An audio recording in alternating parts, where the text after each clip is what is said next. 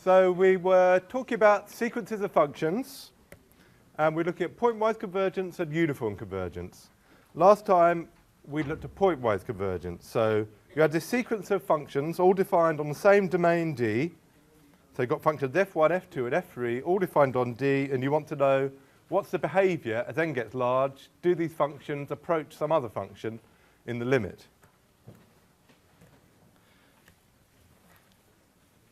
So I'd reminded you about a couple of things to do with convergence and absorption.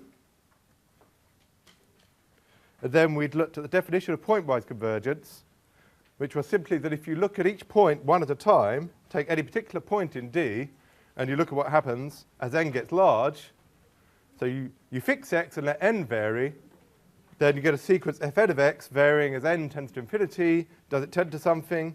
If it does, then that's your limit function defined at that point. For it to converge pointwise, it has to work separately at each point. You get a different sequence probably at each point, and you try and see whether it's got a limit at every point. If so, you've got pointwise convergence, converging pointwise to some limit. It's not a very good notion of convergence, but it is one that's normally fairly easy to establish if it's true. So we looked at a particular example here of some functions fn of x equals x over n. And now each of these is a function, it's a straight line function with some positive gradient, though the gradient might be small. So as x tends to plus infinity, for any particular one of these functions you pick, say you pick the function f2, then we know that x over 2 goes off to plus infinity as you head to infinity to the right. And as x tends to minus infinity, it tends to minus infinity. And the same is true for each of these other functions in the sequence, even though the gradients are quite small when n is large. However, if you fix a point x and let n vary, then you get a sequence of points coming down towards the axis, and you get a limit function, fn of x, f of x is equal to 0 constantly. So in fact, you could draw the limit function along the axis if you wanted.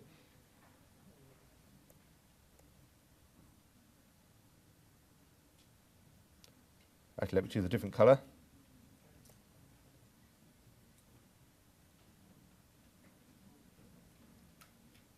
So this is y equals f of x equals 0. And that's the limit function in this case. It's a pointwise limit.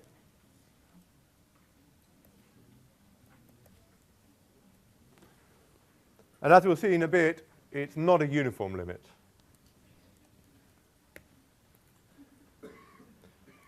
So our next task then is to investigate what does uniform convergence mean. What does this stronger notion of convergence mean? If you want a better notion of approximation, because you can see that although these functions are converging pointwise to 0, they're not very good approximations to 0, because if you go a long way out to the right, your functions are still going to be very, very high up. It's still a long way away from 0 if you go a long way out. For example, notice that f1 of 1 is 1, f2 of 2 is equal to, well, the second function is x over 2, so that's 2 over 2 equals 1. And more generally, well, okay, f 1,000, the 1,000th function is x over 1,000. Which looks a bit like 0, but of course, if you figure out what it does to the point 1,000, it's 1. And if you go even further out,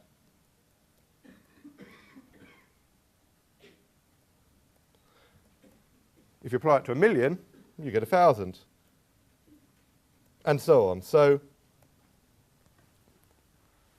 although they get shallower and shallower, and they're converging pointwise to 0, they're not very good approximations to 0, any particular one of them, because the value is very different from 0 if you take a big value of x. Uniform convergence says that that's not going to happen. For uniform convergence, you're going to be close for all values of x simultaneously.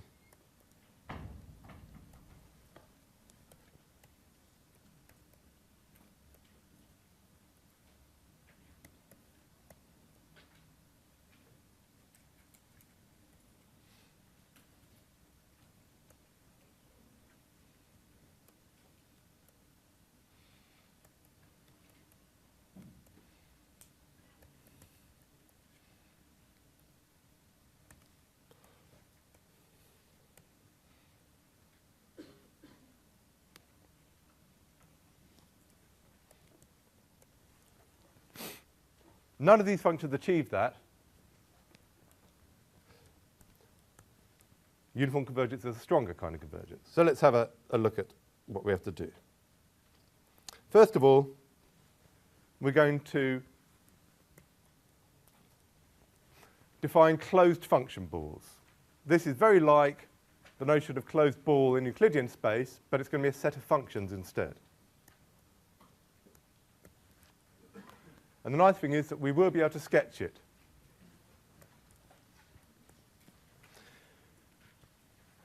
So what is a closed ball centered on F with radius epsilon? And I'm using a bold B just to show you that this is something special. This is now a ball of functions. This is a set of functions. It's those functions, real valued functions defined on D,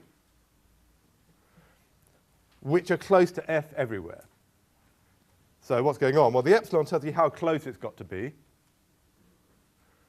F tells you which function you're trying to approximate.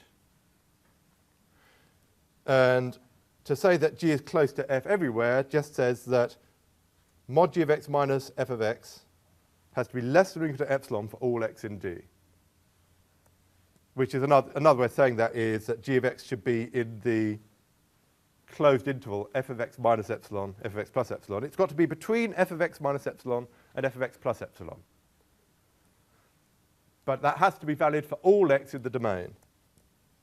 So it's a set of functions. And now let me sketch for you what sort of functions you're dealing with there.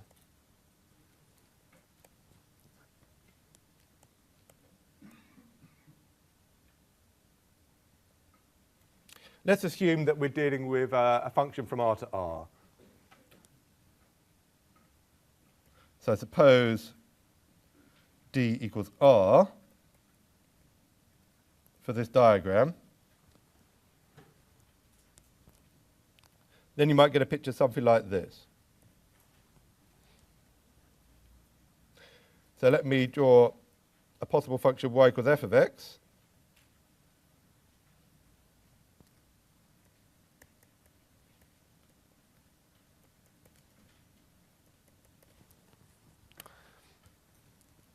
Then let me draw you y equals f of x plus epsilon and y equals f of x minus epsilon.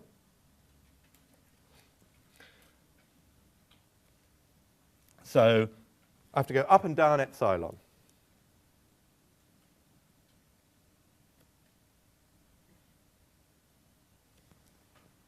Let's have a completely different color.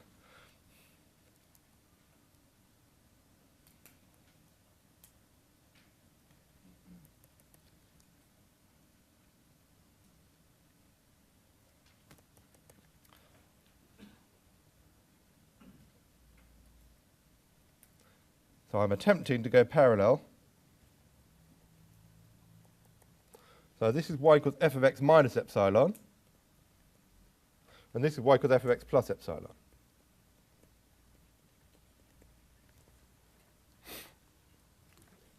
And now, what sort of functions G am I going to allow in your function ball? The function ball are those things that stay between f of x minus epsilon, f of x plus epsilon inclusive. So it's got to stay between those two green lines. So a typical function G, it's allowed to go anywhere between these two lines. It has to be a function, of course.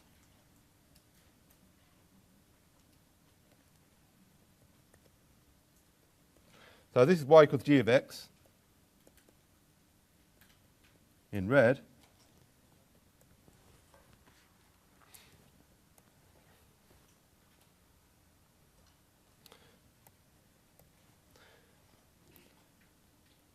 So for G to be in the function ball,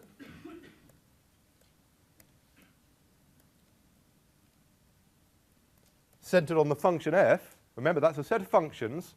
Which functions G are allowed? It's those functions that stay between those two green lines. So I guess I could sketch that to show you where, this is sort of a sketch of your function ball, except what you're allowed in there is any function that stays in that band, okay? So for G to be in the function ball, the graph of G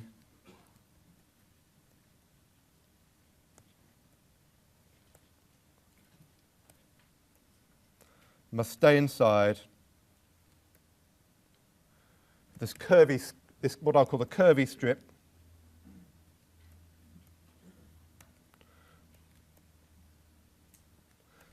and so you can think of that curvy strip as a sort of sketch of what the function ball looks like, though actually what it's really a sketch of is where the graphs of the functions are allowed to be. Now that's a special setting of functions from R to R, but it's a good way to think about what's going on. And you should also think that that epsilon could be very, very small.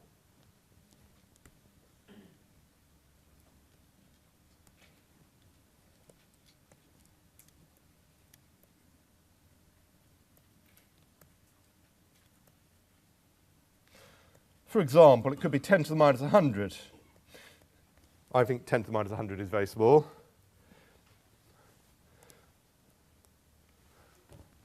Imagine that epsilon was really 10 to the minus 100. Well, you couldn't possibly see the difference between the green functions and the blue functions. And any function that stayed within 10 to the minus 100 of f, you're not going to be able to see any difference if you try and draw it. So, unless you're working on a very strange scale.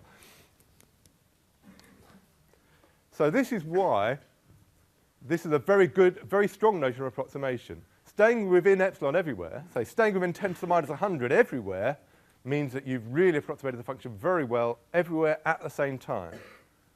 The sequence of functions we looked at before didn't do anything like that because, as we saw, there were lots of places where they were miles away still, even though point by point they did eventually approach 0. Nevertheless, each individual function was pretty badly behaved if you went away far enough from the origin. Now, I haven't told you what uniform convergence means formally yet. You're going to get that in a second. But I hope I've illustrated to you that there is some sort of a difference between approaching just separately point by point and getting very close everywhere at the same time. Now, if you really get to grips with that, then you're getting to understand the quantifiers, what depends on what. Because, you know, does epsilon depend on x? Does x depend on epsilon? Things like that. Which way around do the quantifiers go? Hidden underneath this is some quite subtle stuff involving how do you order your quantifiers. If you can really get to grips with the difference between pointwise convergence and uniform convergence, that's one of the hardest, one of the subtlest distinctions and one of the hardest concepts in this module, I would say. So if you can really understand this, I think you're doing really well. Okay, so now you've figured out what this function ball is, then just as before with ordinary sequences, you've got a notion of absorption.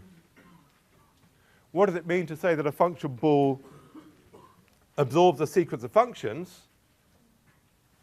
It means that from some term onwards, all of the functions are stuck inside that function ball. So there has to be some capital N that beyond that, all the functions are stuck inside the function ball. On question sheet 5, by the way, which is available at the front, there is an alternative approach that we won't do in lectures using something called the uniform norm. The uniform norm for functions is a bit like the Euclidean norm is for vectors. It gives you a notion of distance between functions. And once you've got a notion of distance, you can define open balls, closed balls again, and you get to the same sort of thing. So this closed function ball is very closely associated with something called the uniform norm, which gives you a notion of a distance between two functions, or the distance through a function to the origin. And you can find that in question sheet 5 as an alternative approach. Don't forget to bring question sheet 5 to the problem class, the examples class tomorrow. Okay, so here we have double star. What does it mean for the function ball to absorb the sequence? It means that from some term onwards, all of the functions are stuck inside that ball. So you should imagine, from some term onwards, all of your functions have graphs stuck inside that curvy strip. And if that curvy strip had with 10 to the minus 100, that means all of the later functions are stuck within 10 to the minus 100 of your function. But in fact, it has to, you want to get uniform convergence, not just 10 to the minus 100 must do, but every positive number epsilon, no matter how small. So you converge uniformly on D means that every closed function ball, no matter how small the radius, every closed function ball centered on that function must absorb the sequence of functions. So, yes, from some term onwards, you're within 10 to the minus 100, but that wouldn't be enough because you need to know that a bit later on in the sequence, you're going to be within 10 to the minus 1,000, and so on.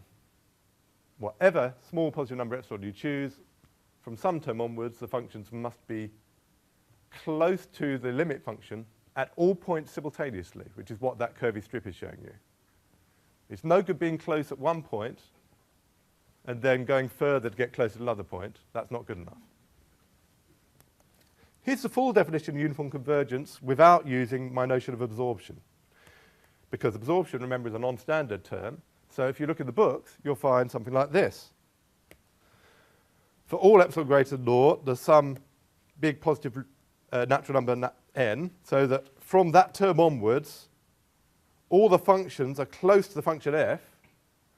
But notice, there's this for all x in D. And here, the distinction here, if you want to distinguish this from pointwise convergence, in pointwise convergence, capital N is allowed to depend on x. In uniform convergence, capital N is not allowed to depend on x. So this is the big difference. So uniform convergence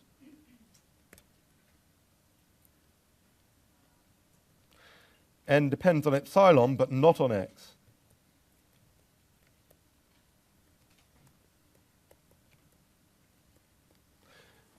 Because of this notion of all x simultaneously. For pointwise convergence, N is allowed to depend on epsilon and x.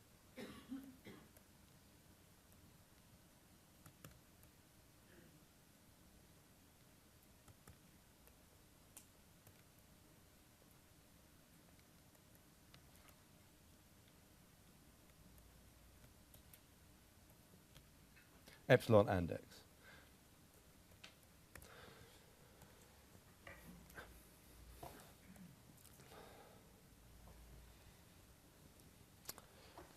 So again, the fact that something is happening at all x simultaneously gives you roughly, this is only rough, that the sequences of numbers are converging to the limit at about the same rate everywhere. Well, that's not a very accurate description, but it's one way to think about it.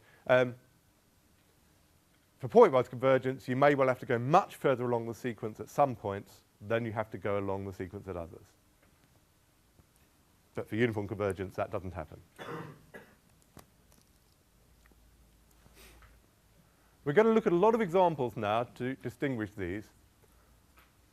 Any questions before we start looking at the examples?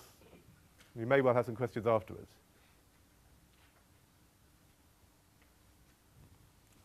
Okay, let's look at the examples. That should help. There is a theory that one should always look at the examples first before you look at the definitions. So what you may want to do is go back and look at the definition again after you see the examples.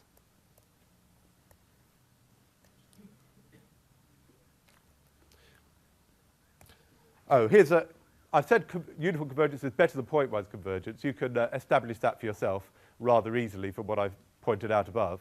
If you write both definitions out in full, you get to exactly what I said, that in uniform convergence, the same n works for all x at the same time. Pointwise convergence, n is even allowed to depend on x. So uniform convergence is the better one.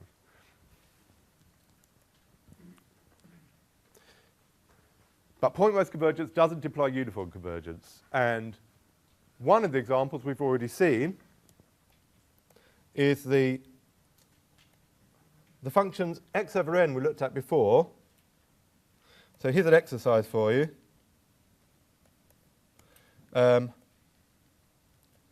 Look at the functions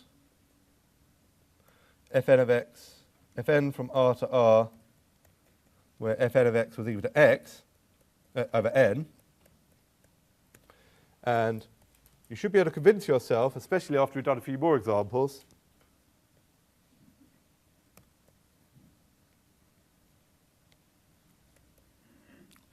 that Fn converges to 0 point-wise, which I've already pointed out, but not uniformly.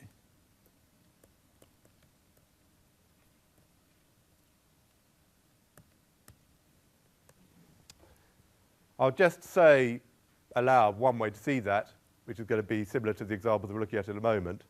If you look back at the sketches of those functions and then think, what would the function ball centered on the 0 function be?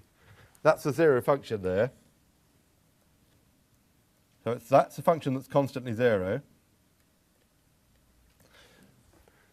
What I called a curvy strip isn't very curvy when you're looking at with centered on the 0 function, because you're just going between minus epsilon and plus epsilon. So that gives you a horizontal strip going between y equals minus epsilon and y equals plus epsilon. And that's the function ball that you're trying to get into. But it doesn't matter which value of n you look at, the function x over n is not stuck in there. The function x over n heads off to plus infinity as x gets big. So there's no way of getting inside one of these thin, indeed, you can't get inside any horizontal rectangular strip of height. So not only, you only need one bad epsilon. In the case of the function we were looking at before, all of the epsilons are bad. So it's much worse. You only need one bad epsilon to fail uniform convergence. OK, let's have some more functions. This time, instead of the whole real line, we'll start with the closed interval 0, 1. And the functions are fn of x equals x to the n. Then I claim that this is a point-wise limit for this sequence. We're going to have to do case-by-case analysis to prove this, though I'll do the sketch first to show you what's going on.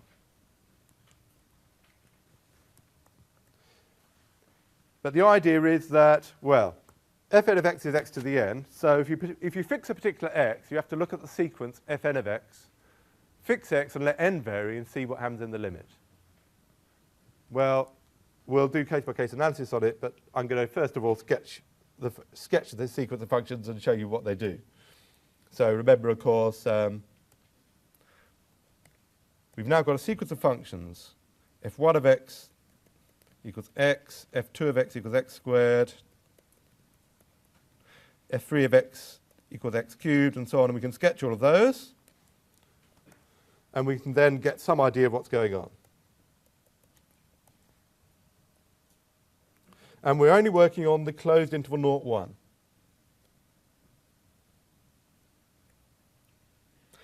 So we can ignore everything outside, and we're just going between 0 and 1. And notice the function values are also stuck between 0 and 1. And they all start at 0 and end up at 1. So notice that fn of 0 equals fn of 1 equals, fn of 0 equals 0 and fn of 1 equals 1 is what I should be saying. 0 to the n is still 0, and fn of 1 is 1 to the n, which is still 1. So they all go between these. So here's the first one, y equals f1 of x equals x. Then I can do x squared. And now actually they're going down, because between 0 and 1, the bigger the power you take, the smaller the number gets. So x squared looks a bit like this.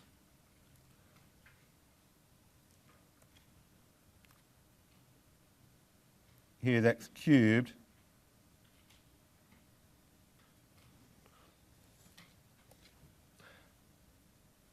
And so on. So I've done x to the 1, x to the 2, x to the 3, x to the 4. So let's get this right. That's in blue. f1 of x is in black. f3 of x I did in red.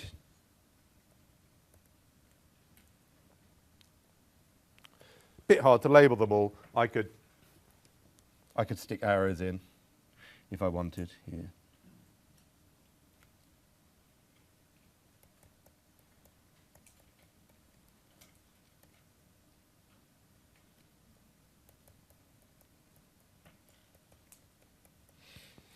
Okay, so what's going on? Well, they all take the value 0 at 0 and 1 at 1. But as you can see, they're getting rather shallow towards the left and getting rather steep towards the right. My purported limit function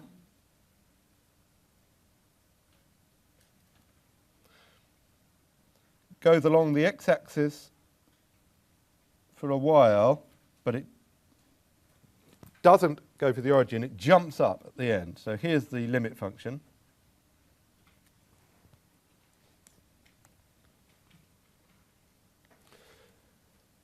So this is y equals f of x. And note that f of 1 equals e to 1.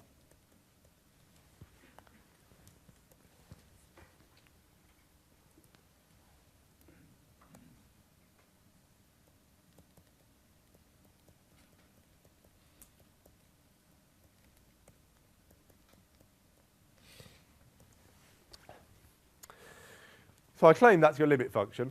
It goes along the x-axis and then suddenly jumps up at 1. Now, there's something a bit odd about this, because these functions that are the functions we're looking at are polynomials. You can't get much nicer than polynomials. X to the n, continuous, differentiable. You can't get much nicer than that. They're converging supposedly point-wise to this limit function. This limit function isn't even continuous. It's got a jump at one point. So where does it break? Well, it doesn't break at any of the finite stages, but it's one of these funny things that can happen in the limit. A point-wise limit of continuous functions can be discontinuous.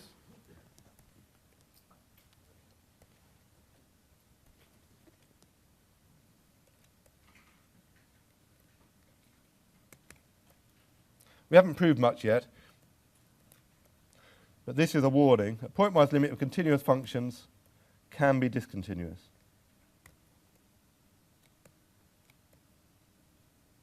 Sometimes.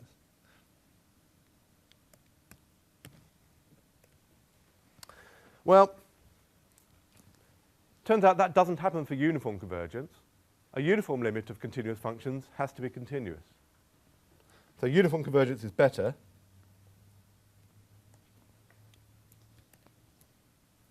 Though we won't prove it, you are allowed to use that standard fact, and it's stated a bit later in this chapter. So this does not happen for uniform convergence.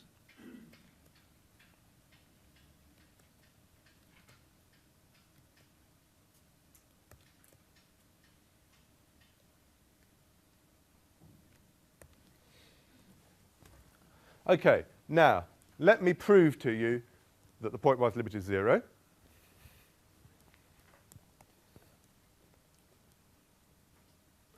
And we'll do a case-by-case analysis, treating 1 as a special case. Unsurprisingly, there is something special about the point 1 here, which is where it jumps up.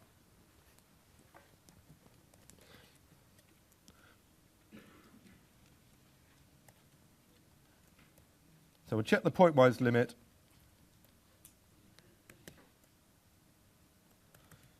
Using case-by-case analysis.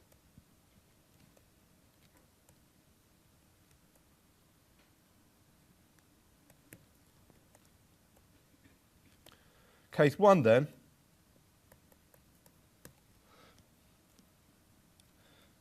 Suppose x equals 1, or let x equals 1, then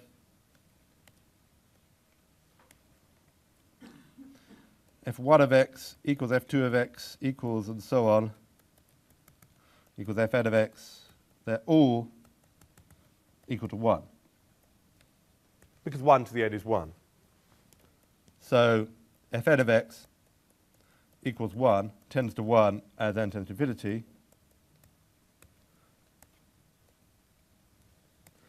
Which is what we wanted. And note f of x is equal to 1 above, f of 1 is equal to 1, so we're good.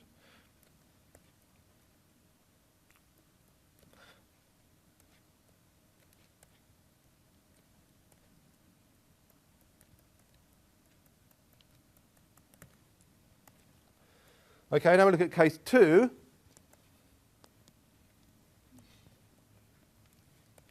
We're working in our domain.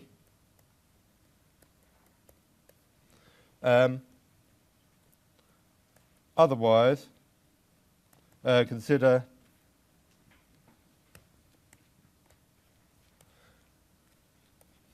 x in closing interval 0, 1 in our domain, but not equal to 1.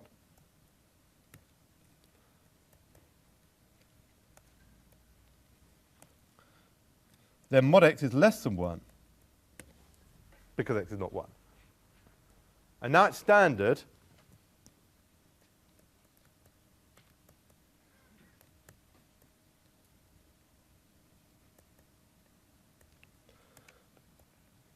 that the limit as n tends to infinity of x to the n is 0. So fn of x equals x to the n tends to 0, which is equal to f of x as n tends to infinity. So no matter which x you take, if you fix that x and let n vary, you get a sequence tending to the right value. So combining the cases,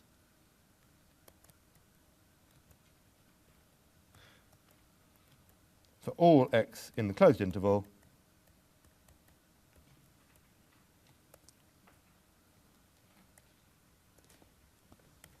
we've got fn of x tends to f of x as n tends to infinity.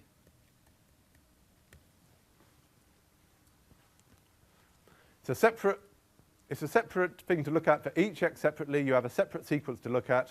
But we've now established, by doing this case-by-case analysis, that it doesn't matter which x you check, the sequence converges to f of x, which is 1 at the right-hand end and 0 everywhere else. Thus, fn tends to f pointwise on D, or pointwise on 0, 1.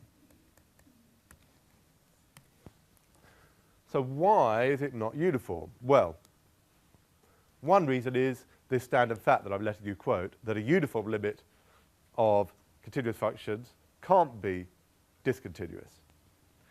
So once you can quote that fact, then you can save yourself a bit of work and say, we happen to know that uniform limits of continuous functions have to be continuous, and you can quote that. That's, of course, easy, except that we haven't proved that uniform limits of continuous functions are continuous, and we won't have time to. If you want to see the proof of that, you could look in the books, but you are allowed to use that fact if you want to. However, I think that it would be worthwhile going back to the sketch of the sequence of functions. Once people have had a chance to write this down, we should go back to the sketch of the functions, and I'll just draw you what the function balls look like, centered on f. It's a bit difficult to, it's quite hard to do for this one, because the function ball is a bit odd. Now, you only have to find one bad epsilon, and I claim that epsilon equals 1/2 would do, but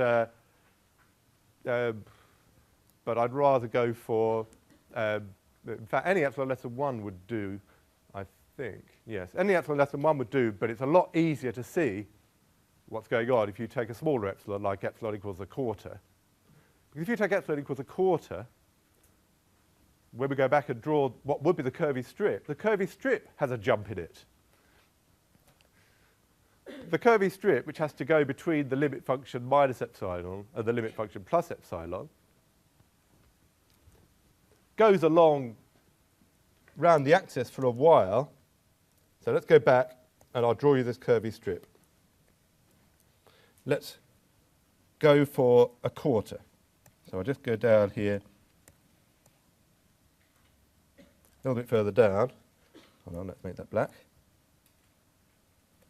So that I've got room to go 1/4. At the end, we're going to be jumping down to 3/4. add up to 5/4.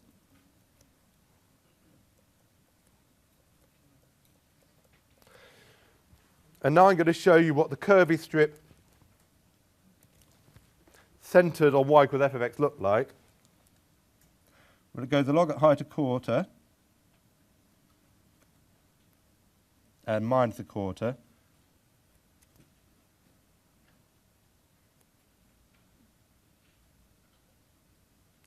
But then at the end point, it suddenly jumps up. That's why it's so hard to draw this one. And you get one little line segment up here going round that point, which is part of your function ball. So the function ball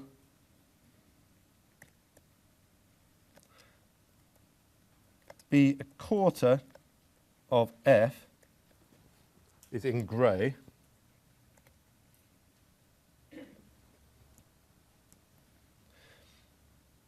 And as you can see, it goes along as a nice rectangle centred on the axis, but that right-hand end is not included, so I guess perhaps I should just dash it.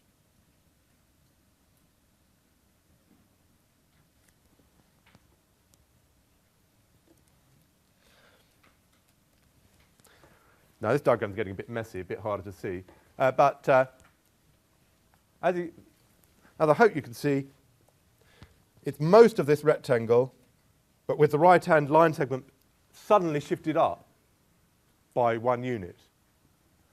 Now because of that, you can't actually get any continuous functions inside that function ball at all. Because any function that stayed inside that function ball would be stuck in the lower rectangle until it got to the right-hand end, when it would be supposed to suddenly jump up and take a value in the other little interval. But no continuous function could do that. In particular, none of these functions do that. As you can see, what these functions do is they go along near the axis for a while, and then they get very steep, and of course, somewhere near 1 but just below it, they'll take a value near 1 instead of being in the bottom rectangle. So what I would say about this, and I'll write this down in a minute once you've had a chance to draw anything you want to draw, is that this closed function ball, radius 1/4, centred on f, has no continuous functions in it at all. In particular, none of these functions are in it, the fn of x's, and so it certainly can't absorb that sequence of functions. So I'll just write that down now.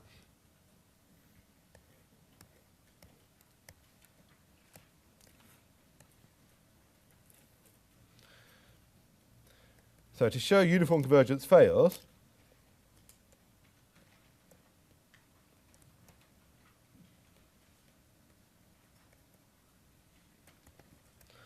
we need just to find one bad value of epsilon.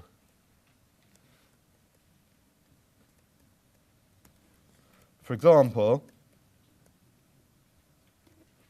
epsilon equals 1/4 is an easy choice. So see the sketch above for what the closed function ball be 1/4 of f looks like.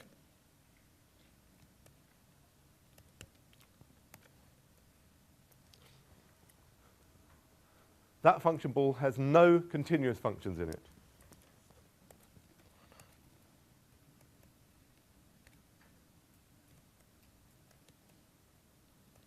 Because of the jump at 1.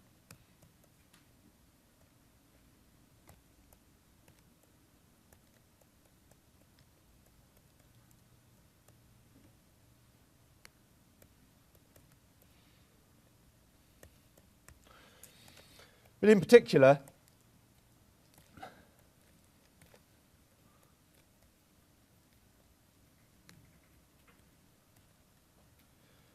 none of the functions fn are in this ball.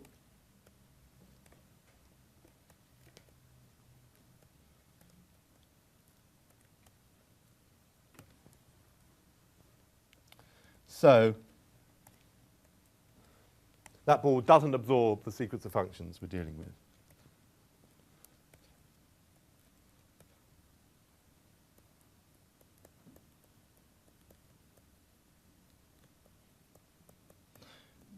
We've done much more than failing to absorb it. It's not just the case that they aren't eventually stuck in there. It's even that none of them are in it, which is much more extreme.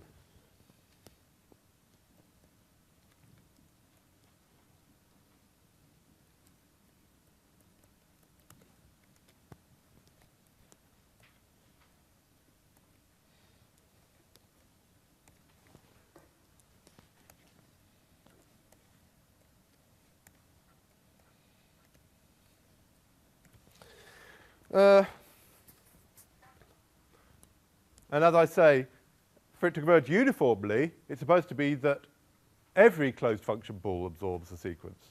So as soon as you found one closed function ball that doesn't, you've finished. It doesn't converge uniformly.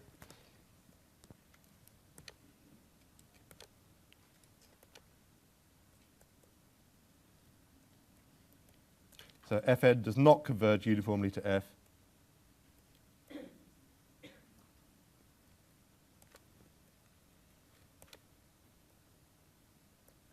Uniformly on 0, 1 to F. Which makes the next example a little bit strange because we use the same formula.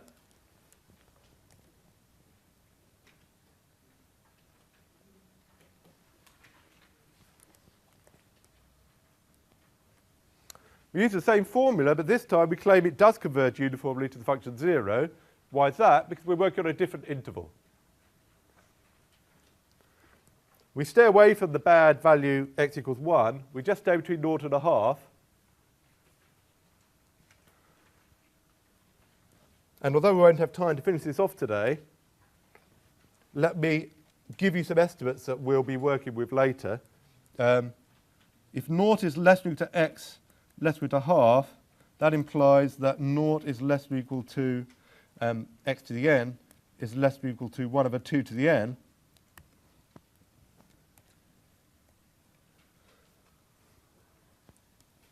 So actually, I mean, this is actually a very quick one, so I think we could finish it off. So let's let epsilon greater than 0. We have to show that the closed function ball centered on the 0 function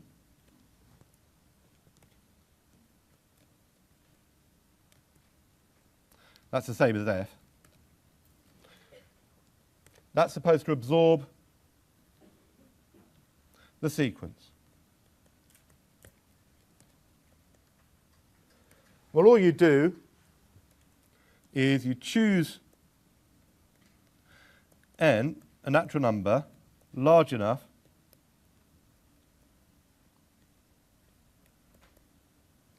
that 2 to the minus n is less than or equal to epsilon.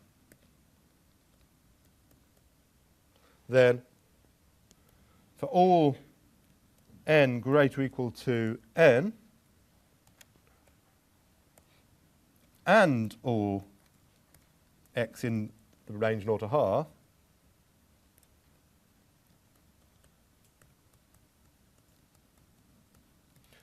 we have modulus of fn of x minus 0, which is what we're estimating, equals modulus of x to the n is smaller or equal to 2 to the n, which is smaller or equal to 2 to the capital N, which is smaller or equal to epsilon. And that's exactly what you have to establish. At all points of the domain simultaneously and for all little n greater or equal to n, you're close enough to the function. So this shows that the closed function ball, b epsilon 0, absorbs Fn by stage capital N.